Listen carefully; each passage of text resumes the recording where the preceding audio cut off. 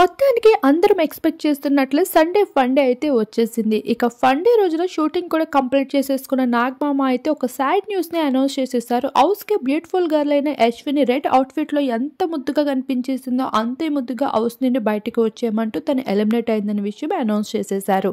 అయితే ఇప్పటికే house mates అందరికీ సండే రోజున కొన్ని ఫన్నీ టాస్క్‌లు ఇచ్చి నవ్విస్తూ ఉంటారు. అదేవిధంగా పృథ్వీ, అశ్విని ఇద్దరు రెడ్ అవుట్‌ఫిట్స్ వేసుకోవడానికి రీజన్ కూడా ఎలిమినేషన్. వీరిద్దరికీ ముందుగానే అయితే అలర్ట్ చేస్తూ వచ్చేసారు. అయితే ఎలిమినేట్ అయిన వారికి రెడ్ అవుట్‌ఫిట్‌లో మాత్రమే స్టేజ్ పైన ఉండాలని చెప్పడంతో డేంజర్ జోన్‌లో ఉన్న వీరిద్దరూ రెడ్ అవుట్‌ఫిట్‌లో అయితే ధరించేశారు. కానీ ఫైనల్‌గా అయితే అశ్విని ఎలిమినేట్ అయిపోయింది. ఇలా అశ్విని ఎలిమినేట్ అయ్యి స్టేజ్ పైకి వచ్చి అయితే చాలా ఎమోషనల్ అవుతూ మనందరికీ కనిపించేసింది.